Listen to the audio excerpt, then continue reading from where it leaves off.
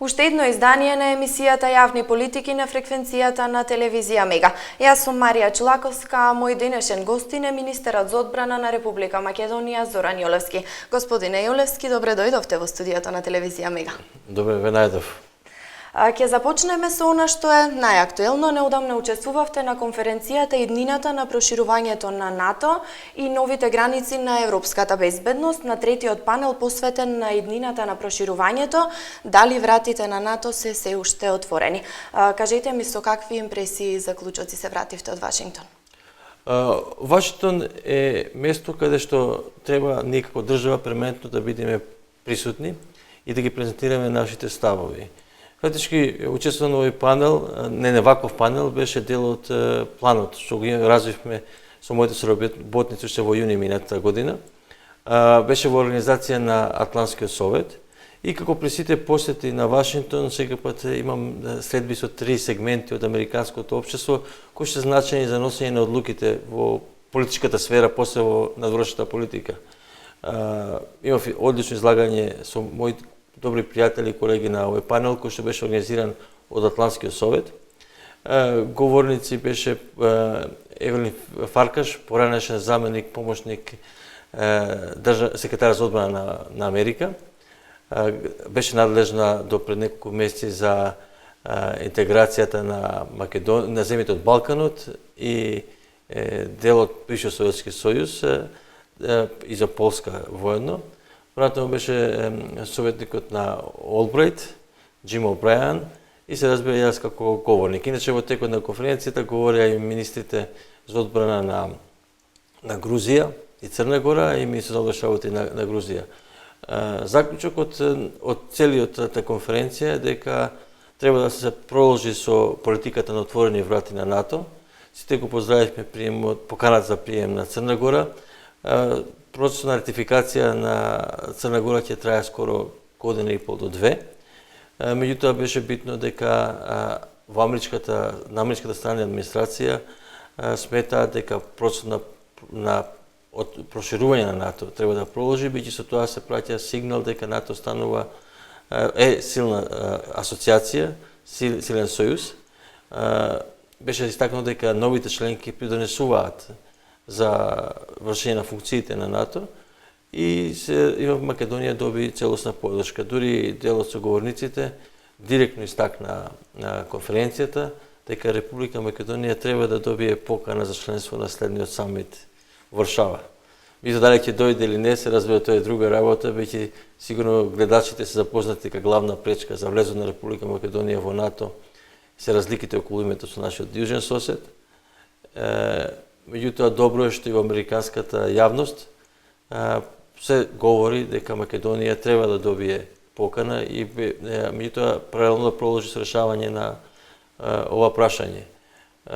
Секој тоа е значено за нас пред самитот во Варшава, иако не треба да бидеме премногу оптимисти дека оваа покана ќе дојде и во Варшава.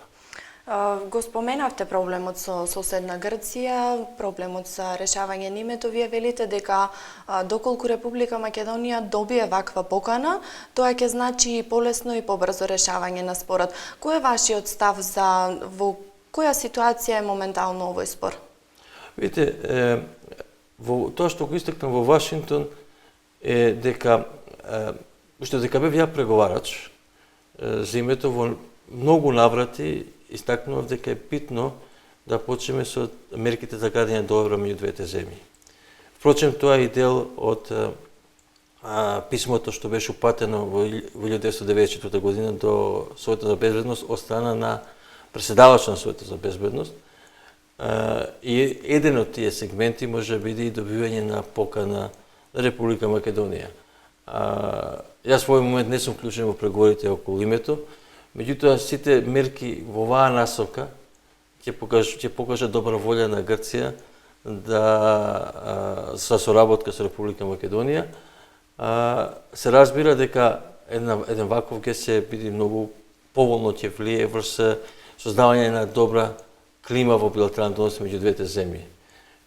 Она што можам да истакнам дека Република Македонија искрено е посветена на овој процес дека сакаме се најде заедно прифатливо решение, ми тоа решение кое што ќе го заштити идентитетот на македонскиот народ и се разбира дигнитетот на македонскиот граѓанин. Што се однесува до поканата за членство во НАТО алијансата, во повеќе наврати велите дека Македонија е подготвена. Меѓутоа, нели споменавте и дека предстојниот самит на НАТО може би не е таа шанса за покана која ја очекуваме толку време. Кога може да очекуваме или да се надеваме на оваа покана? Видите, Република Македонија ги има исполнето сите услови за да добие покана за членство во НАТО уште во 2008 година. Ние после 2008 година продолжиме со така наречените МАП процес, Membership Action Plan, со кој што на секоја година добиваме позитивни оценки за реформите што ги правиме во државата. Исто така на сите самити после Букурешт, во заклучоците на овие самити стоеше дека Република Македонија ги исполнува условите, само се повикува дека треба да се надмени спорот со Грција околу името. Битно е дека ние во армијата и во Република Македонија продолжуваме со реформите. Веќе многу често ја истакнам, реформите што ги правиме во армијата ги правиме пред се за нас самите. Веќе ние треба да имаме силна армија која што е гарант за територијалниот интегритет и суверенитет на Република Македонија. Паралелно тие реформи се разбира дека ги правиме и во согласно со НАТО стандардите. Така да армијата на Република Македонија е целосно интероперабилна со НАТО земјите. Нашите војници учествуваат во заеднички мисии, во најголемата НАТО мисија одлучна поддршка, претходно се викаше ИСАФ во Афганистан. Нашите војници беа претходно и во Ирак и тие беа во мисии кои што се беа прилично опасни и да ви кажам, добиваме највисоки оценки од нашите партнери за квалитетот на нашите војници. Се разбира дека во последниве 2 години направивме уште друг исчекор, уште подобар квалитет да имаме, имено во рамките на одлучна поддршка, повеќе од половината на припадници на армијата Република Македонија се офицери. Така да веќе имавме во еден период заменик командант на војната област на Кабул, беше македонски офицер. Сето тоа покажува дека армијата на Република Македонија е спремна да стане членка на НАТО. Сигурно и нашите граѓани го паметат неодамнешното ангажман на армијата Република Македонија, кога на некој начин Република Македонија ги штитеше Шенген границите за време на мигрантската криза. Сите со највисоки оценки се ги дадува за армијата на Република Македонија, за нивното учество на припадници на армијата на границата. Во однос на условите, пред 2008-та кои беа поставени или поточно во однос на реформите кои беа направени, што се е направено за исполнување на овие услови?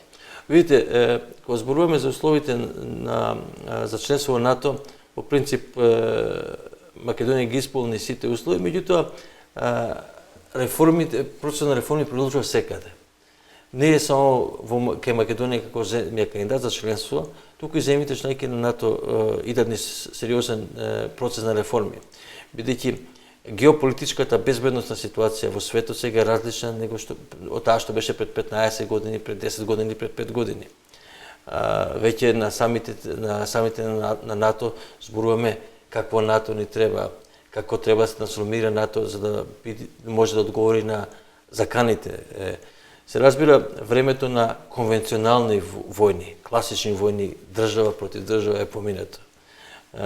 Сега влагаме во еден период каде што е период на така наречени неконвенционални или хибридни безбедносни закани и сето тоа бара соодветно прилагодување и на армиите за да можат соодветно да одговорат на овие закани.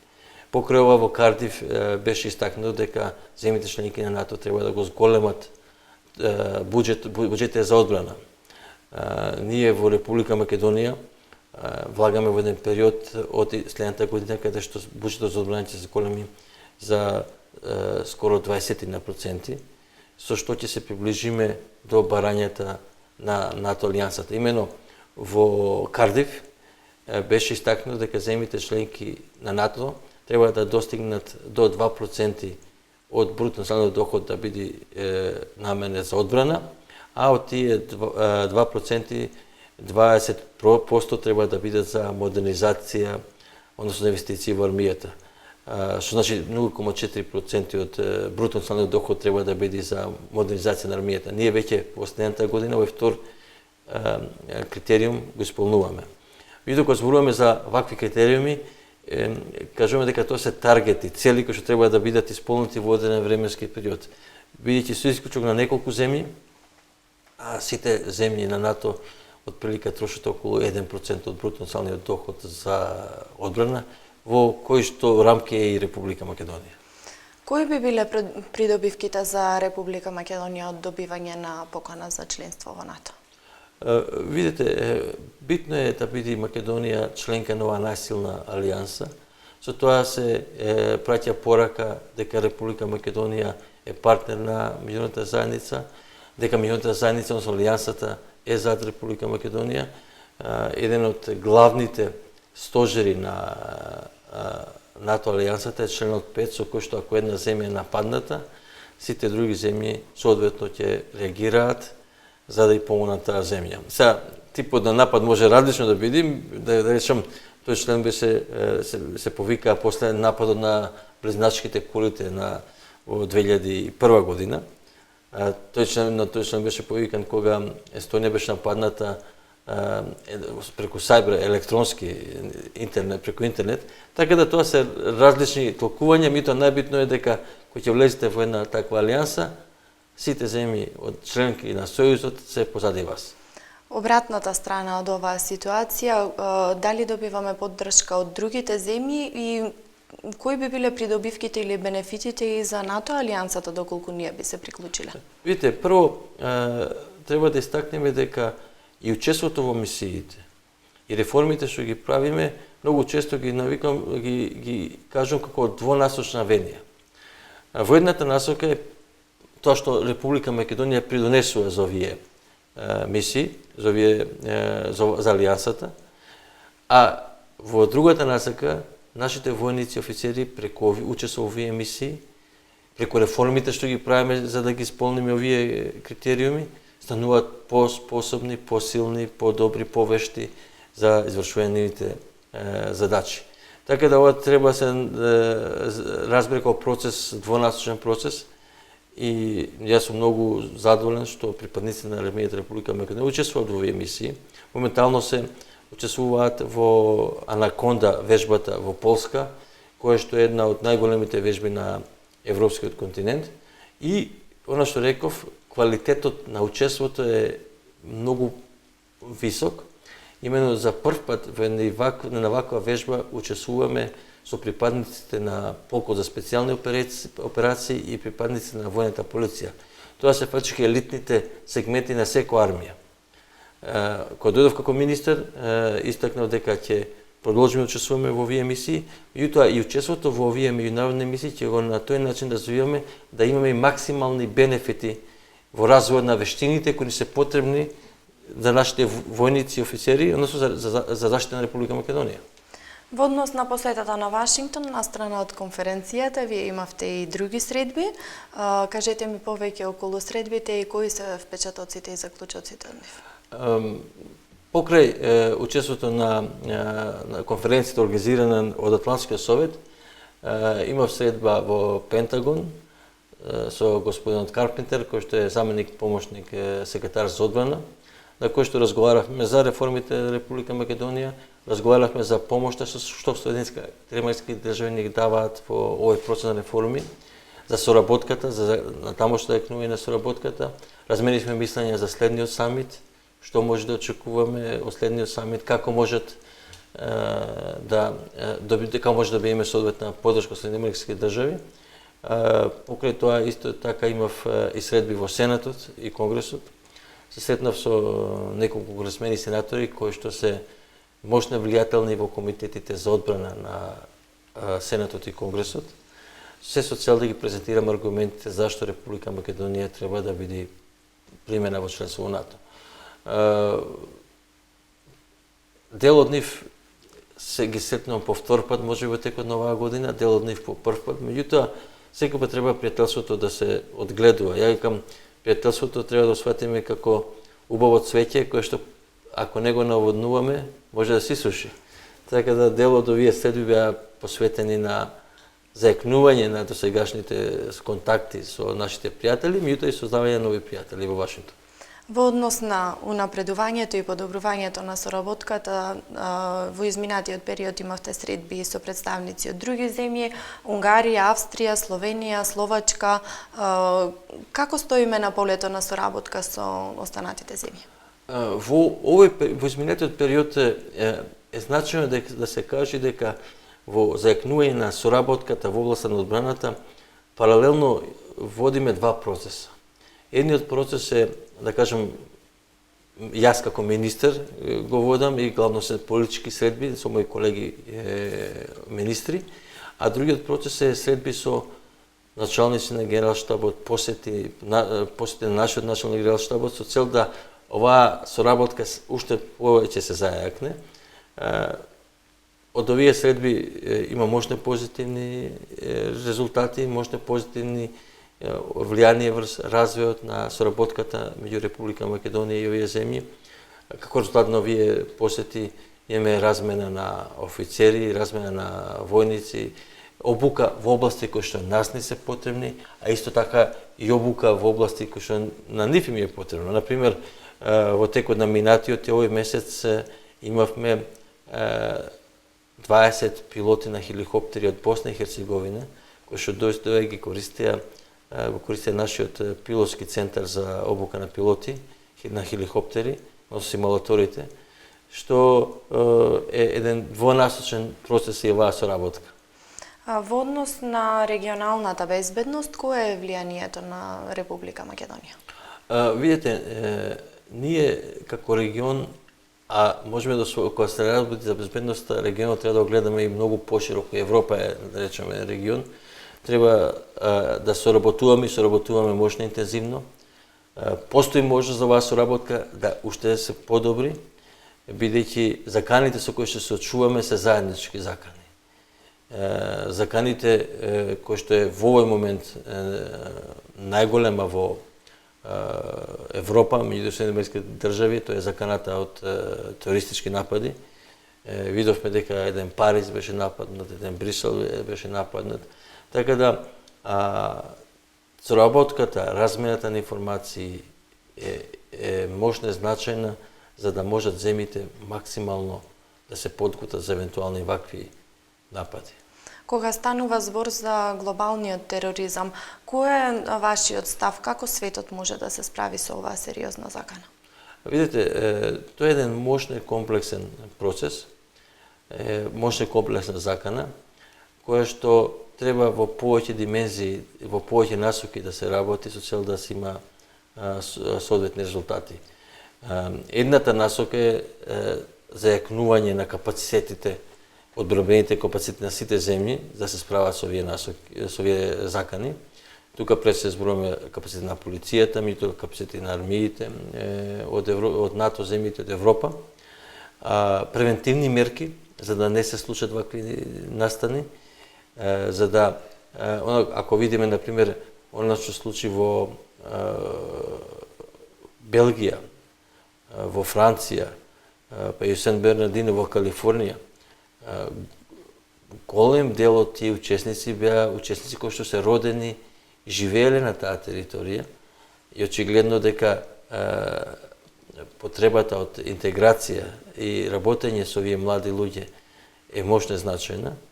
И покрај ова трет сегмент, она што го споменав и претходно, размена на информации, бидејќи често пати овие теоретички групи скоро сите се мултинационални, односно не действуваат само на територија на една држава. Туку идат од една во друга и во трета држава, така да размената на информации е можна значајна за справување со овие предизвици. Сметате ли дека мигрантската и бегалската криза имаше голем удел во нападите кои се случија во Франција и Белгија? Видите,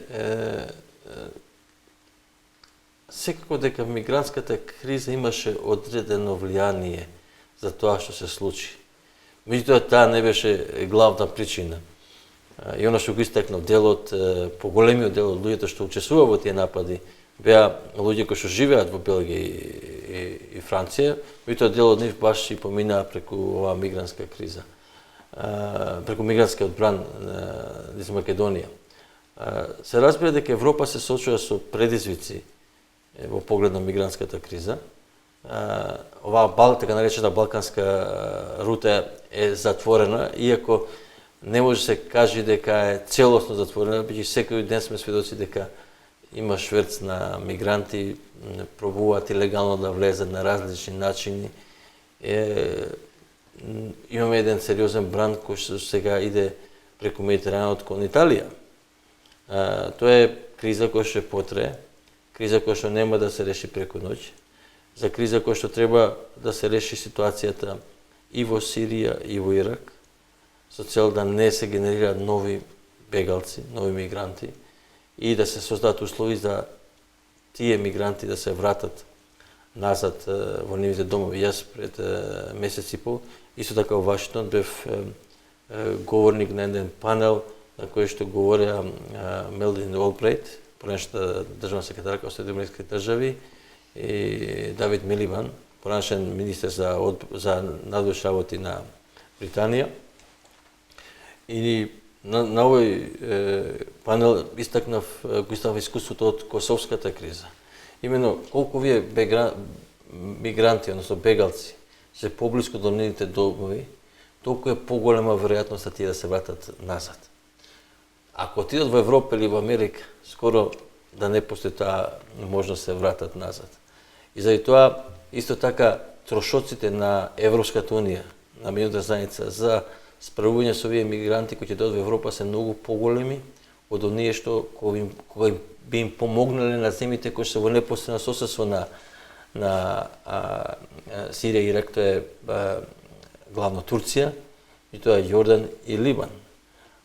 Исто така во ноември мината година во Халифакс, на еден од, значи тоа е најголем безбедносен форум во Северна Америка.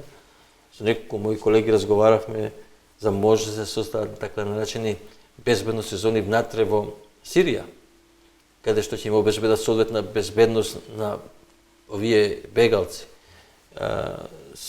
Комплексот е проблемот е прилично комплексен. Треба да продолжиме сите заедно да работиме и не може само една земја да го реши, туку треба да биде вклучена целата меѓународна заедница. Република Македонија одлично се справи со тој кризен период. Веќе споменавте дека бевме една одлична заштита на Шенген зоната. Моментално напливот на мигранти и бегалци е намален, сериозно намален е бројот. Дали Република Македонија е подготвена и може да се справи за, не дај Боже, уште една таква ситуација? Ние како Министерство за одбрана внимателно следиме ситуацијата со мигрантската криза, внимателно следиме што се случува во Турција, колку од мигрантите илегално пробуваат преку Турција, влезат во Грција или во Бугарија. И она што е значено е дека ние сме подготвени да соодветно реагираме доколку се случи повторно зголемување на бројот на мигрантите. Веќе покрај постојната база во Гевгелија отворивме уште еден нов објект, односно изнајмивме нови простори кои што ги реновиравме, каде што можеме да сместиме приpadnici на армијата Република Македонија и средствата со кои што располагаме. Бројот на ангажирани војници и офицери сега е намален, меѓутоа ако се укаже потреба, ние можеме веднаш да реагираме и соодветно сме обучени да соодветно настапиме. Пред самиот крај на денешниот разговор, би сакала да поразговараме за една тема која разговаравме и минатиот пат кога гостувавте во телевизија Мега, а тоа е модернизацијата на армијата и подобрување на условите во истата. Процесот е во тек. Да, владата на Република Македонија во текот на 2015 година донесе 12 годишна, да се попрецизна, програма за модернизација на армијата Република Македонија. Се работи за голем проект вреден околу 360 милиона евра. Се работи за 12 области каде што ќе се модернизира армијата Република Македонија. со цел да се набават најсовремени средства за армијата Република Македонија, со цел да можеме целосно да гарантираме за територијалниот суверенитет и интегритет на Република Македонија. Дел од процесот на аквизиција е завршен, меѓутоа тоа не е процес кој што преку ноќ ги добиваме средствата. Дел проектите се во тек на аквизиција, а за дел ќе почнеме во следните неколку месеци процесот на аквизиција. Веќе 2 хеликоптери се упатени на ремонт и ги очекуваме при крајот на оваа година да дојдат. Во текот на оваа година исто така ќе испратиме 4 дополнителни хеликоптери на ремонт, а во текот на година веќе ќе почнат да пристигаат и првите средства кои се дел на овој процес на модернизација на армијата Република Македонија. Битно е да кажем дека кога зборуваме за модернизација на армијата на Република Македонија, ние правиме со, како и што во почетокот реков, две цели. Едната цел е да набавиме средства кои се неопходни за заштита на територијалниот суверенитет и интегритет на државата, кои што се потребни да армијата може соодветно да настапи доколку има закани кон Република Македонија. И вториот дел е согласно нашите партнерски цели со НАТО, со цел да бидеме целосно подготвени да заеднички со НАТО, ако е потребно некаде настапиме. Минатиот пат не споменавме, меѓутоа токму затоа го поставувам денеска прашањето. Еден значаен сегмент од македонската армија се и пилотите. Во изминатиот период работите интензивно на промоција на Центарот за обука на пилоти. Одека би сакал да истакнам дека во рамките на армијата Република Македонија имаме мощен, модерен центар за обука на пилоти за хеликоптери. Овој центар е правен со сите светски стандарди. Имаме партнер од Израел и целта е со преку овој центар да обучиме пилоти за потребите пред се на армијата Република Македонија и Министерството за внатрешни работи, меѓутоа и за некои други државни институции, но да ви кажам се е поголем интересот и на странски држави да обучуваат пилоти во овој центар. Ја би искористил оваа прилика да ги поканам сите млади луѓе кои што се помлади од 27 години, кои што имаат завршено факултет и кои што зборуваат англиски јазик, да се пријават на овој конкурс кој што е перманентно отворен. Ние на секој 6 месеци имаме нова класа или да речем нова група на пилоти. Обично тоа е меѓу 6 и 8 пилоти, кои што заедно го почнуваат школувањето. Се разбира дека имаме процес на селекција, кој што е прилично објективен, веќе го прават нашите партнери израелци. Голем дел од тие проверки се и компјутерски проверки. Младите кои ќе го завршат овој курс по автоматизам стануваат пилоти во армијата на Република Македонија. Тоа е голема чест да се служи во армијата Република Македонија, голема чест да се биде пилот и би ги повикал сите млади кои што имаат интерес да станат пилоти, нека се пријават. Најдобрите ќе ги избериме и целосно ќе инвестираме во нивното образование. Некој само за илустрација да ви кажам, едно такво образование кој што трае 18 месеци чини во светот чини околу 500.000 евра. Покрај нашите пилоти, она што реков, веќе разговараме со неколку држави кои што би сакале да ги користат нашите симулатори за нивните пилоти, меѓутоа и да обучуваме пилоти од почеток. Имаме до сега 2 пилоти од почеток што сме почнали да ги обучуваме, тоа се за Црна Гора. Меѓутоа има интерес и некои НАТО земји. Например, пред една година се пријавивме на еден тендер на НАТО за обука на пилоти, заедно со една американска компанија. За жал не успеавме да добиеме тој тендер, меѓутоа сигурен сум дека и во иднина ќе имаме можност да обучуваме вакви пилоти и за земји членки во НАТО. Во текот на би сакал уште за 2 сегменти за воздухопловството да говорам. Вториот сегмент е, ние сме во преговори со една компанија која што произведува хеликоптери за цивилна верзија, така да е можно овој центар да стане и центар за обука на пилоти за цивилни верзии на хеликоптери, кој што е релативно полесно. Вие ако знаете летот е воен, сигурно цивилниот е многу полесно за управување. И вториот сегмент е, како што знаат нашите граѓани, почнавме со процес на основање на Универзитет за национална безбедност.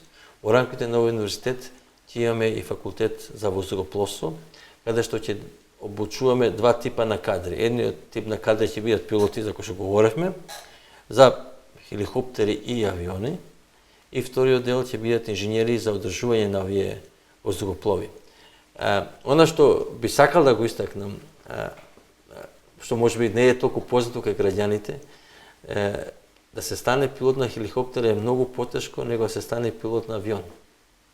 И, например, нашиве пилоти тука, што ги обучуваме, што ги повикав граѓаните да се пријават на овој конкурс, прво ги обучуваме стануваат пилоти на авиони, а тек во втората фаза ги обучуваме за хеликоптери.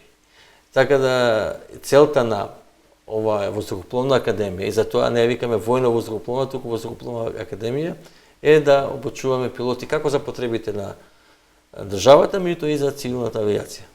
Се надевам дека ќе има се поголем број заинтересирани млади лица.